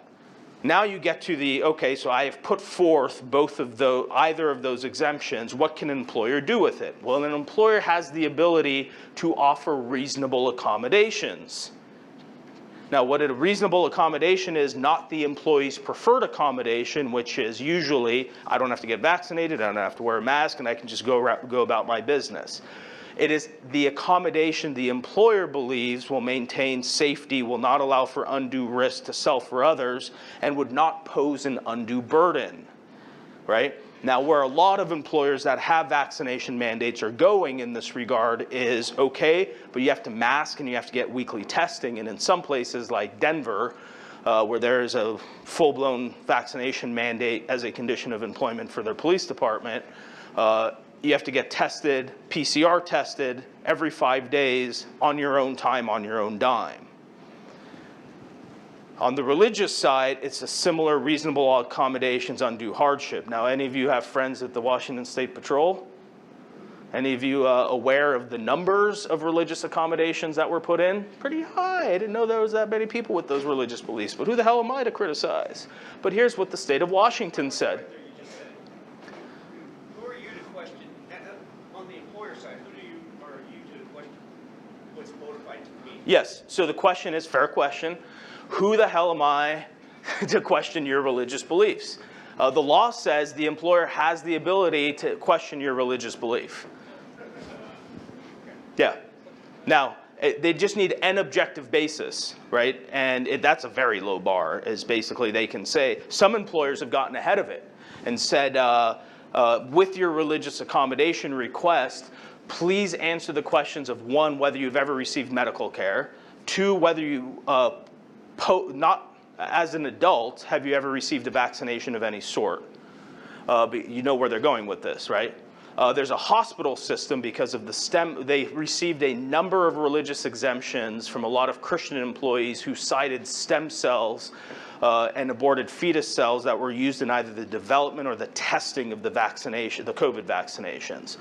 I did not actually know this myself. It's something I learned from this process. That hospital system, because of the number of those religious exemptions, as a follow-up, which they have the legal ability to do to test the religious exemption, asked as a follow-up question whether somebody had taken any of a slate of types of medication and whether they would attest under the penalty of perjury that they are not currently taking those medications. Those medications have used either in the formulation or testing of those medications downstream sort of genetically advanced stem cells and aborted fetal cells. Do you know what's medications? I literally didn't know this. I'm not taking an abortion stance here for the record. I'm just a curiosity thing. Aspirin, Tylenol, and ibuprofen are on the list. I don't know about you, but I popped like 17 Advil this morning. I blew my knee out a few months ago, and like I live off of ibuprofen personally, right? But now understand, legally they can do that. Now what are they testing? They're testifying whether it's a bona fide religious exemption. Here's what the state of Washington did for its state patrol. I don't know this firsthand, I just know it from watching from the exterior. They did not create a high bar or a high level for entry for the religious accommodations, but what they did is, within the law, I think there's some nuances here that may be on some shifty footing for the state of Washington, but this is where they landed, is they said, we accept your religious accommodation request. Our accommodation is you can no longer work for the state patrol. Sneaky bastards. There's probably, the blanket answer may be problematic, but how they got there, they can do that. Right? Because what they're articulating is it's a substantial risk to public health and public safety to accommodate in any other way short of being vaccinated. That is within the boundaries of the legal analysis, so they can do it. Okay, I saw a hand go up in the back. Really? This is easy, man. Come on. How do you get around this employer doing that when you have to file a lawsuit? If you're the person seeking the exemption. How can you stop the employer as an individual employee? Is that what you're asking? The state patrol tells me, well, you either get it or you can't work for us. Do I have to then try to sue to get more reasonable accommodation? Yeah, so the question is what can I do is on an individual level? Well, our legal system is a lagging approach, right? In other words, bad things happen, then you sue and you try to remedy the bad thing. I'm not aware, except in a very few circumstances that haven't applied on sort of a broad base, of any court throughout the country issuing what's called a preliminary injunction or a temporary restraining order stopping mandatory vaccinations. Most courts have allowed them to go forward and said if there is redress, heavy on the if, It's going to be on the back end. What that means is I have to suffer damages, I have to get fired, and then I come back seeking redress for what I claim to be an unlawful hiring. There is, now with that said, there is a bargaining overlay here, and so I was negligent in not touching on the bargaining overlay. Remember I talked earlier about decision bargaining and effects bargaining and the differences between those two? I think it's pretty clear based on a recent California labor board case. Well, Anil, we're not in California. Yes, I understand that. But California's labor board is very persuasive to other labor boards because it's a very active and usually sets pretty good standards that other labor boards follow. Not in a COVID vaccination mandate, but in a flu vaccination mandate during COVID. That labor board said the decision to have vaccination mandates as a condition of employment as a management right. You can bargain the effects of it. Right? Do I get terminated if I say no, or do I get laid off with recall rights? If they put in an alternative for an accommodation through testing, does the testing have to be on my own dime, or are they going to pay for it? Is it on duty or is it off duty? In other words, you can bargain over the fringes, but the heart of the matter, which is where most of the consternation lies, is a management right from a labor law issue. And so I don't think Washington, would, if presented with the case, would land anywhere different. Sir. Anil, Church of the Poison Mind, religious exemption. Just a question. So I understand it's a straight mandatory subject of bargain. If my employer demands this of us, we get to... You get to effects bargain. Effect bargain. Yeah. What if our city council decided, you know what, we decide that we want all city employees, including our police department, to be vaccinated? Would we still be able to negotiate that? Yeah.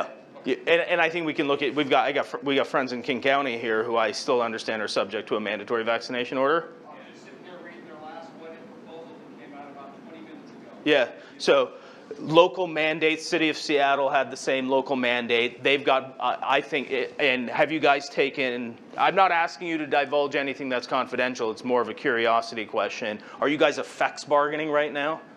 Yeah, and I take it you have not found any avenue to challenge whether they can do it.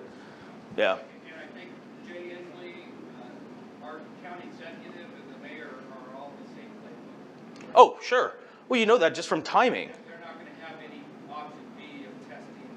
It's just everybody's vaccinated by this date. Yeah. Now I think that's going to be a legal issue that perhaps gets litigated, right? Because I think it's an open question about, so think about how the mandate came down. It came down as vaccinated or lose your job. And I think there's, my argument is that whether it's lose your job or be laid off with recall rights actually is a meaningful difference.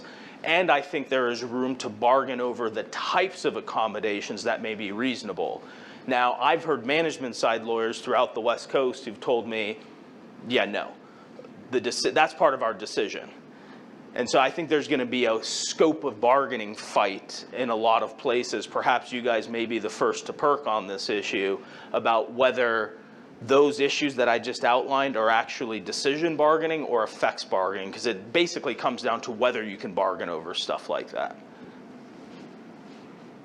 You're up next. I'm going to go next, and then Oh, I'll give somebody my Teresa, I have yeah. a question. We might have talked about this. I think I spoke to Spike, who's the president of the State Patrol Troopers Association, about it. But at any rate, am I worrying over nothing when I worry that somebody might apply for a religious exemption, be questioned on their religious exemption, be determined by their employer to have not been honest in their request for a religious exemption, and then face potential decertification? I think that's a matter of when that happens, not if that happens. And you may be your brothers and sister in the fire service. Can I call them your brothers and sisters? Am I still allowed to do that? No. You're, I'm not saying that. Your second cousins thrice removed in the fire service. I actually think they may have some issues there because there's a lot of folks who are taking some pretty hard-edged, and there's just more of them numerically who are subject to Inslee's mandate. I think an employer absolutely has the ability to apply their truthfulness policy to this whole exchange. And I have seen, I've spoken to management side lawyers who've said structurally we don't want to go down that road just because of a bandwidth issue. There's enough for us to deal with, but if it jumps out at us, we're running with it. And that is a decertifiable event in law enforcement. Does the employer have to report it to the CJTC? If they do an investigation and then just claim someone's been dishonest? Yes. And it's going to get Brady reported. A sustained dishonesty finding is going to get reported to everybody under the sun, basically. I'm still standing, so I feel good about this so far. So I understand your points about like them like an employer questioning to kind of like challenge your bona fides. Well, have you had these medications or gotten any vaccine, that kind of stuff. On the flip side of that, like from my perspective, I just have seen so much inconsistency from the governor, from the government, from the public health officials. Wear a mask, don't wear a mask. The vaccine works, it doesn't work. Go get the vaccine. It's all over the place.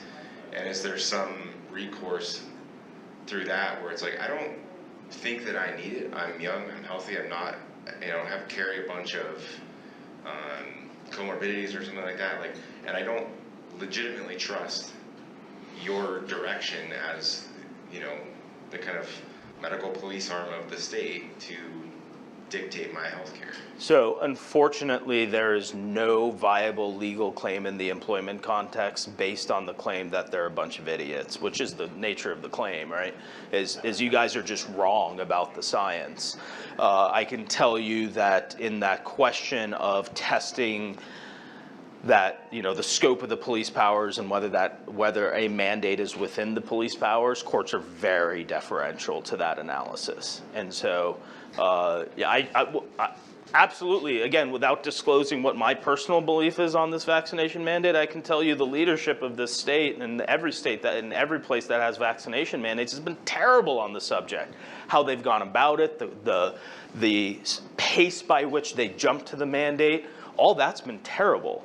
Certainly if you're trying to convince a large group of people to do something they don't want to do, there's far more delicate ways to get over the finish line and perhaps more fruitful ways if you truly care about that than mandates.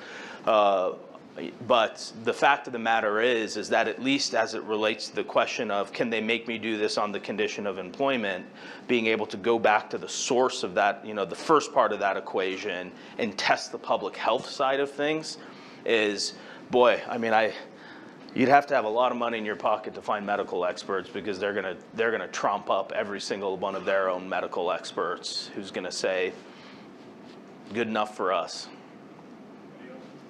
Sir? So you acknowledge that, okay, the employer can do this, you don't want it, but you go ahead with it, and now you have side effects from the vaccine. Is there any Great question. disability related to that? Yeah. By the way, as a lawyer, I only answer hypothetical questions anyway, so totally fine, I get it. There are two avenues. One avenue is there's something I just found about yesterday. There's a federal pool, I have to write it down because I can remember it, Countermeasures Injury Compensation Program, which is a federal program that applies to the COVID-19 vaccine for side effects. Exactly how the program works and how they divvy out money is a little bit unclear to me. But as I understand it, is essentially a pool that pays out certain types of serious injury claims, like not sore arms, but my arm fell off claims. But it is some sort of menial dollar amount versus what I would imagine people applying to that program would expect to get, right? Like thousands of dollars, not millions of dollars. The other thing is workers' comp is going to be an L&I claim. And so I know I would certainly think that there's going to be a lot of folks in the labor lobby to make sure if there's any indication that Washington L&I is going to question whether a state level mandate binds a local government's L&I obligations, that the legislature would come pretty quickly and clean that up and make those mandatorily accepted claims. But the redress, because the Congress gave the drug makers a pass on legal liability, it's a workers' comp claim, it's an L&I claim.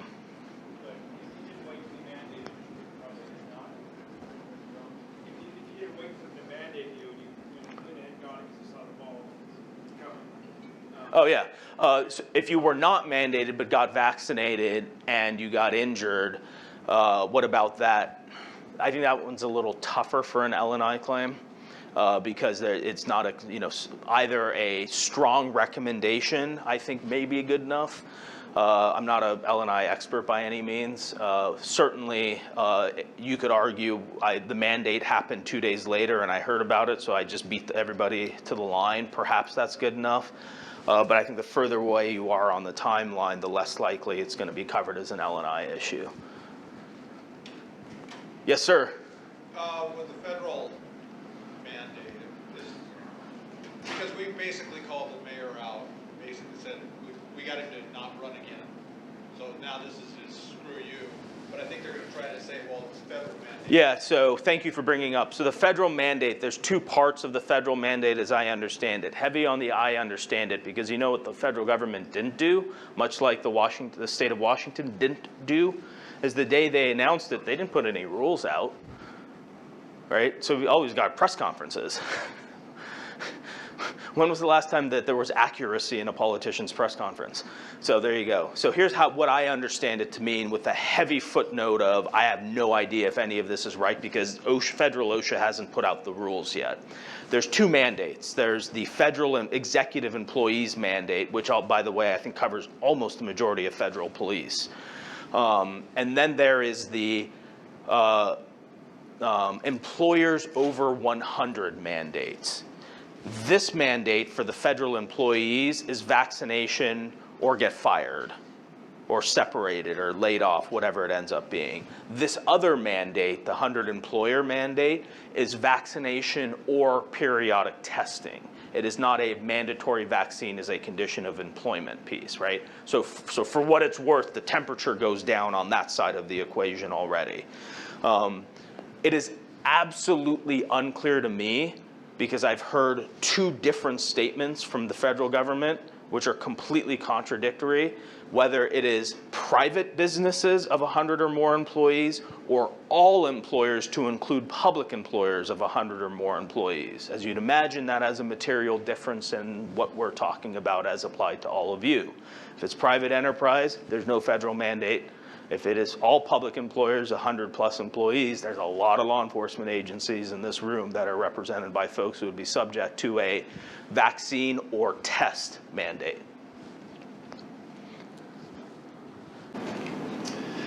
I haven't heard anything from the state on this, but there's a lot of talk in my office about Governor Inslee maybe having said something about if you lose your job, either quitting or being fired for this, that you're not eligible for unemployment. How does that play in if someone exerts their right to the exemption accommodation, what a WSB is saying, well, right. I don't have to work here.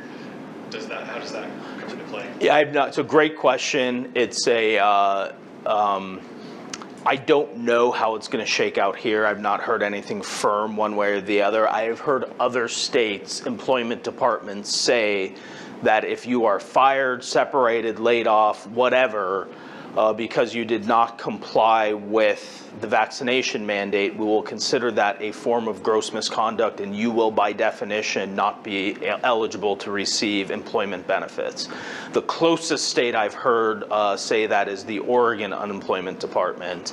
And because Oregon and Washington try to outdo each other, I would be shocked to hear that Washington did not follow suit in that regard. Yes, ma'am. Under the vaccinate or test scenario, is it a legitimate complaint by the employer that there aren't enough testing supplies?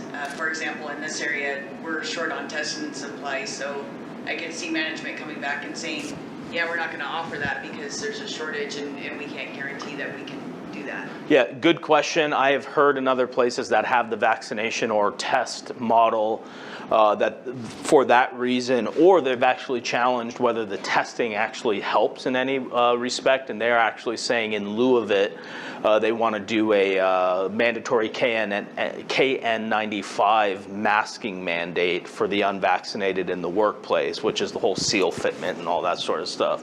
I mean, I get vaccinated just because I didn't want to shave my beard, right? For me, joking.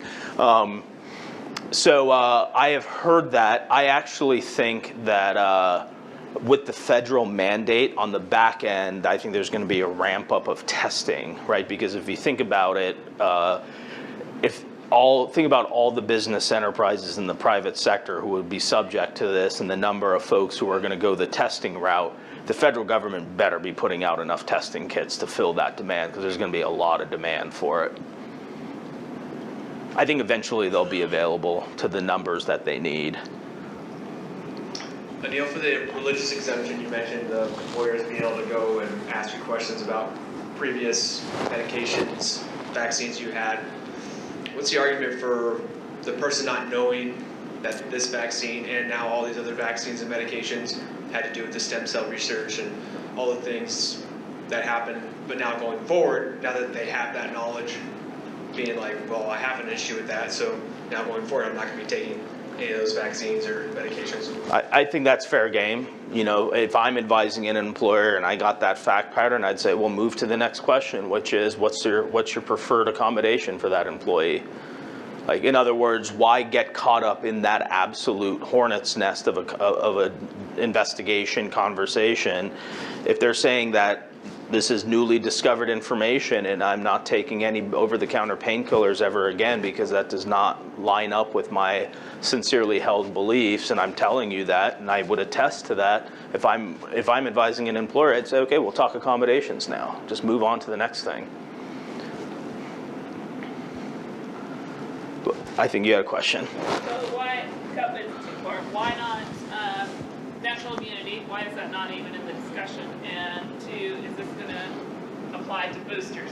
So 2 questions. What about natural immunity? Why isn't that in the conversation? And then boosters.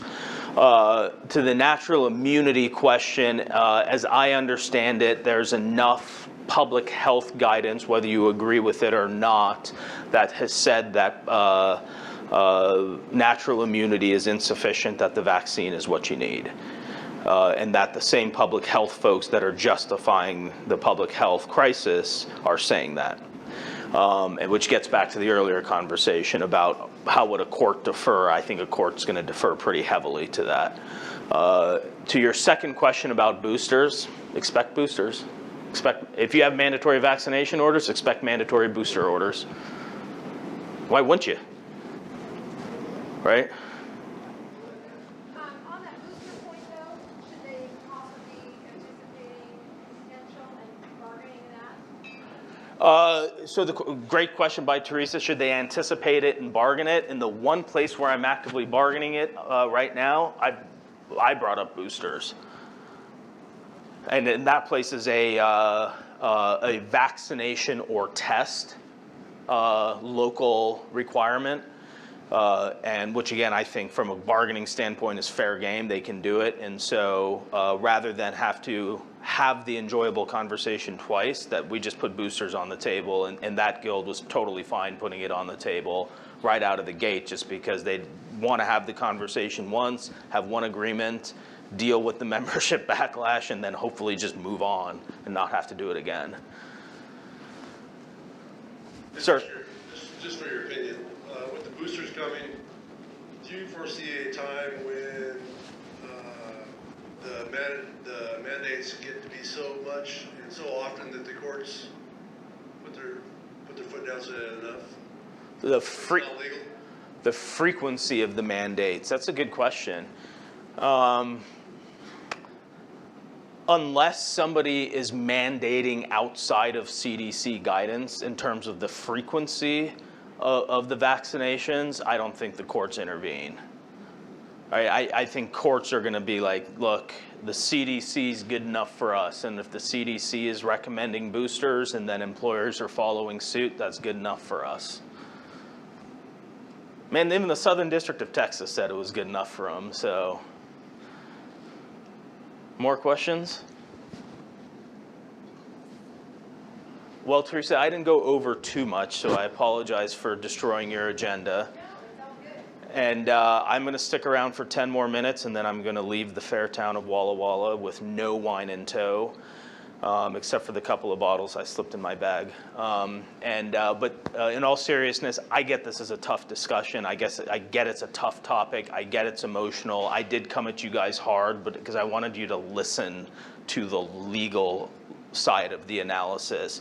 I know that it's far more complicated than that, and that there's a ton of individual decisions to be made here by individuals and their families, and I personally totally respect that. But again, I think, as a takeaway, as a labor leader in your community and for your membership, whether you agree with it or not, I think it's fair and I think it's probably necessary to make sure your members understand the legal landscape so they can make fully informed decisions about what they're going to do. And I think not only is that fair, I think it's the right thing for us to do for our memberships. So thank you for making the effort to come here. This is an important conference. Thank you for having me. 2 years in a row means that I must not be doing bad enough that Teresa doesn't ask me to keep coming back. So it isn't always an honor, and enjoy the rest of your time and stay.